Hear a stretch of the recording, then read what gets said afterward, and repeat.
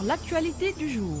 À 12h40, bienvenue à Point de vue. Les crises récurrentes dans la famille de la justice et leur éventuel impact sur la crédibilité de cette institution, c'est le thème du jour. Et pour en parler, nous sommes en ligne et en direct avec Maître Abdoulaye Tine, avocat et docteur en droit. Bonjour Maître Abdoulaye Tine. Oui, bonjour Souleymane. Nous sommes également avec M. Malik Diop, juriste, coordonnateur de la plateforme que nous allons retrouver, de la plateforme des acteurs non étatiques. Malik Diop que nous tentons de joindre, mais en attendant de l'avoir, Maître Abdoulaye Tine, vous l'avez remarqué en même temps que nous, des problèmes qui se posent dans le milieu de la justice. D'habitude, ce sont des justiciables qui s'en prennent aux acteurs de la justice, y compris les magistrats, parfois les avocats, d'autres fois d'autres auxiliaires de justice, les greffiers, les notaires, les huissiers, etc. Mais ces derniers temps, on a noté des prises de bec, pour parler trivialement, entre soit des avocats et des magistrats, et le dernier en date, ou la dernière en date, entre deux magistrats, Yaya Amadou Dia et Ousmane Kane à la cour d'appel de Kaolack. Comment vous expliquez-vous ce nouveau phénomène? Certains parlent de conflit de génération. Écoutez, conflit de génération ou pas, quoi qu'il en soit, aujourd'hui, on peut dire que cette situation traduit en tout cas un malaise profond au niveau de l'appareil de la justice et les symptomatiques des problèmes aujourd'hui qui ne sont pas sans impacter le bon fonctionnement et l'administration de la justice. Il va de soi que ces conflits récurrents, comme vous l'avez dit, sont de nature non seulement à porter atteinte au droit à l'accès à la justice que les citoyens ont, mais c'est la qualité de la justice qui s'en trouve impactée, et partant de là, le rôle de régulateur, donc social, de la justice s'en trouve en tout cas éprouvé sur sa crédibilité. Je m'explique. Parce que dans une démocratie, le conflit est consubstantiel à la démocratie. Ce qui nous différencie dans une démocratie des autres systèmes, c'est que quel que soit le degré de désaccord, on doit, in fine, se confier à l'arbitrage d'un tiers. Mais ce tiers, pour qu'il ait cette autorité morale de dire le droit et de contraindre les acteurs à s'y conformer, il va de soi qu'il doit être exempt de tout reproche, de toute suspicion. Et pour répondre directement à votre question, ces crises, effectivement, ne sont pas de nature non seulement à renforcer l'efficacité de la justice, mais c'est la crédibilité de l'institution qui, je le rappelle, est aussi un pouvoir au sens constitutionnel, ce qui veut dire que c'est une crise étatique quelque part. Très bien. Chez vous, les avocats, vous avez l'ordre des avocats qui, dans certains cas, règle les problèmes entre avocats ou entre des tiers et des membres du barreau, etc. Chez les magistrats, on peut penser que c'est le Conseil supérieur de la magistrature ou d'autres instances. Comment se fait-il que des crises de ce type-là soient portées sur la place publique alors qu'avant, on peut considérer qu'il y en avait, mais que c'était réglé autrement et de façon un peu plus discrète? Est-ce que c'est pas un problème justement de fonctionnement des instances de régulation et de règlement des conflits, pour être plus précis?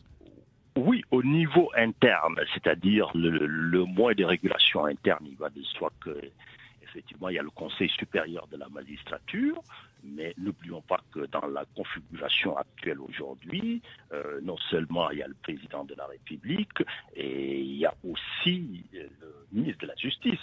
Il s'en trouve qu'il va de soi que, étant des pouvoirs politiques, et le but de tout pouvoir est de rester pouvoir, il va de soi que le rôle de régulation s'en trouve un peu, et en tout cas affaibli dans sa crédibilité, voire même dans son impartialité d'une certaine manière.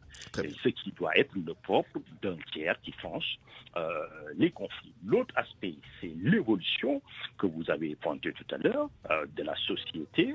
C'est vrai, les magistrats d'aujourd'hui ne sont pas les mêmes que les magistrats d'il y a 20 ans. Ils ont un niveau d'exigence et des aspirations à la fois d'indépendance, à juste titre, qui fait qu'aujourd'hui, avec la médiatisation de nos sociétés, la moindre des crises est portée sur le débat public et peut-être on a l'impression qu'il y a plus de conflits, mais je pense effectivement que cela n'est que l'arbre qui cache la forêt, parce que ces conflits sont consubstantiels aussi du règlement au fonctionnement de cette institution. Le fonctionnement des institutions, Très que bien. ce soit les journalistes, les avocats. Très bien. Nous avons été rejoints par Malick Diop, juriste, coordonnateur de la plateforme des acteurs non étatiques. Malick Diop, bonjour. Malick Diop. Oui, bonjour. Bonjour. Alors, vous avez entendu peut-être une partie de l'intervention de Maître Abdoulaye Tine et je voudrais justement vous interroger sur la dernière partie de cette intervention. Les conflits récurrents au sein de la famille judiciaire qui opposent dans certains cas des avocats et des magistrats. On a en souvenir ou en mémoire encore les échanges épiques entre Maître Ousseynou Fall et Demba Kandji, par exemple, ou lors du procès de Khalifa Sall entre Maître Ousseynou Fall et le procureur de la République. Mais le dernier événement en date, c'est cet échange par voie épistolaire et par voie de presse entre Yahya Amadou Dia et Ousmane Kane à la cour d'appel de Kaolack. Comment vous expliquez-vous ces événements? S'agit-il d'un conflit de génération ou simplement d'une évolution normale de la société, avec une société un peu plus ouverte, avec des médias qui qui mettent sur la place publique des choses qui, avant, se réglaient entre quatre murs, d'après vous? Oui, je suis tout à fait d'accord avec l'analyse qui a été faite par mon co-débatteur, Maître Tine. Mais il faut dire que il y avait des choses qui se passaient à l'interne. Et tant que ça se passait à l'interne, comme disait le linge se lava en famille, ça ne posait pas problème. Mais maintenant, c'est sur la place publique qu'il y ait de passe d'armes entre avocats et magistrats. C'est compréhensible. Mais quand vous avez les entre magistrats qui doivent rassurer, d'abord, il y a une relation de confiance en tant que citoyen. Donc, il y a une relation de confiance qui est mise en branle. Mais aussi, il y a cet effet qui fait qu'aujourd'hui, les mécanismes internes qui permettent un peu de réguler au niveau interne, au niveau de la corporation, ça pose problème, ça a été aussi remis en cause. Je pense que ça c'est intéressant. L'autre aspect aussi, c'est que c'est une guerre aussi, c'est une approche intergénérationnelle. Vous avez des magistrats donc une vieille génération qui s'accommode beaucoup plus avec des préséances, c'est un milieu quand même très hiérarchisé, effectivement. Très hiérarchisé, oui, mais c'est ça, il est très hiérarchisé, mais qui respecte un peu cette hiérarchie, qui respecte un peu la relation entre l'exécutif et le judiciaire. Mais dans le cas spécifique de Kaolack, justement, la première instance quand même de règlement des contradictions, c'est parce que Ousmane Kane est le premier président de la cour d'appel. Et Yahya Amadou Dia est président de chambre et tous deux participent quand même à des instances au niveau local pour discuter des dossiers, des contradictions, des désaccords, évidemment sous l'empire de la loi, mais en l'occurrence on a eu ce problème. Ça veut dire que certainement ce niveau en tout cas de règlement des conflits n'a pas fonctionné. Mais la contradiction, le droit est la contradiction par essence. C'est-à-dire qu'il y ait une contradiction, qu'il y ait une relation conflictuelle, on peut le comprendre. Mais là où on ne peut pas comprendre, nous, en tant qu'acteurs, en tant que citoyens, c'est qu'ils viennent sur la place publique. Et que maintenant, de par presse interposée, que des juges qui sont censés rassurer les citoyens, qui sont censés assurer une autorité judiciaire, c'est maintenant à porter presse et à maintenant arriver à ce stade-là. C'est ça qui est dérangeant. C'est qu'il y ait un débat interne contradictoire. Je pense que ça, c'est l'essence même du droit, c'est l'essence même de la juridiction. Il nous reste très peu de mais, temps. mais arriver à mettre ça sous la place publique et à maintenant faire des accusations et des contre-accusations sur des délits ou bien sur des corruptions, c'est ça qui pose problème. Justement, parlons et ça je voudrais le faire d'abord avec Maître Abdoulaye Tine, très brièvement, parlons de l'impact et surtout des solutions. Comment voyez-vous la sortie de crise justement dans le cas de Kaolack et plus généralement, quelles sont vos recommandations pour que de telles situations ne se reproduisent et que cela n'ait pas un impact sur la crédibilité de cette institution? Écoutez, je pense que ces différents conflits nous interpellent tous sur l'état de la justice et appellent à un grand débat national, un débat ouvert. Moi, je serais tenté de dire qu'il est temps qu'on puisse quand même tenir des états généraux de nouveaux états généraux de la justice.